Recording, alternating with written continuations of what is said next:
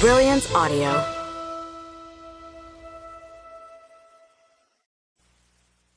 X-Appeal by Cathy Yardley. Performed by Jennifer Zhang and David Lee Huynh. It was Thanksgiving, and Vinh Doan spent it the same way he had for years. In his windowed office at Amesley & Company, working his ass off. He wasn't even in business casual, much less jeans. He wore one of his usual bespoke suits, this time in a deep navy with a slight pinstripe over a royal blue custom shirt. Other companies might allow for khakis and polos. Hell, other companies probably discouraged people coming in on Thanksgiving. Amesley expected their people to show up looking not only like they were ready to work, but like they owned the world, and their work reflected that. Even when he'd started out as an intern, he'd done what he could, skipping meals to afford better clothes so he could look the part. He was Amesley, from his silk tie to his Italian leather shoes, which meant he wore them no matter what day it was. For the highest echelon, there were no Thanksgivings, no Christmases, no birthdays. There was only the job. If you weren't on board with that, you were in the wrong company, something they very quickly rectified. Only the best of the best survived long-term at Amesley. At the risk of sounding immodest, he believed he was even better than that. His only nod to the holiday was not wearing a tie, although he had one at the ready in case one of the senior partners came in. He was all right with the high-priced, high-fashion uniform of a custom-tailored suit. It was something his mentor had taught him was actually a strategic tool, a way to visually make an impression and gain the upper hand. Still, he had to admit, he hated ties. Lots of people who worked for Amesley were off with family, judging by the reduced staff buzzing around the office, but fewer than most normal people would imagine.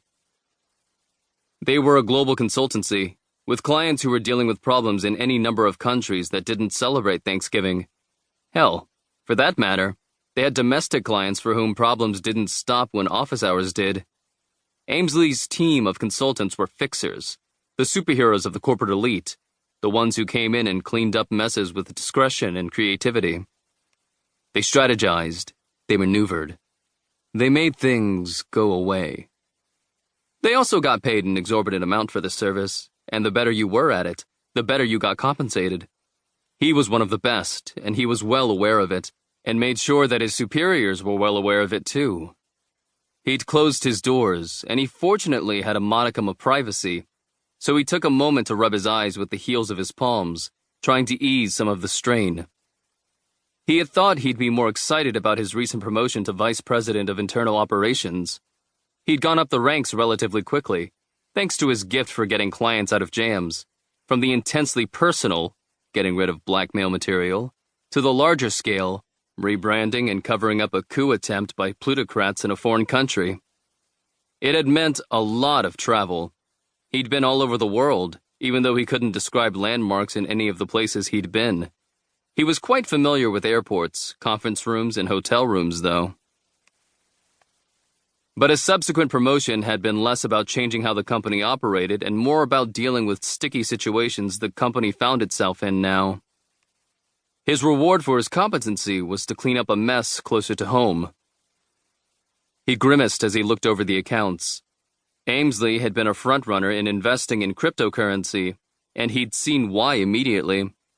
The team members liked to show off their technological savvy, being frontrunners of the flashy tech and wearing their early adopter badges proudly. But he had known, even then, that there was a very specific reason why they'd chosen crypto. It was the same reason any criminal organization used crypto. The blockchain was sacrosanct, in theory, and very, very hard to track. If you wanted to hide something, you did it over crypto. Simple as that. Unfortunately, after the collapse of the Silk Road and a few missteps that had been made public, Amesley needed to address their own branding for the first time in their 75-year history.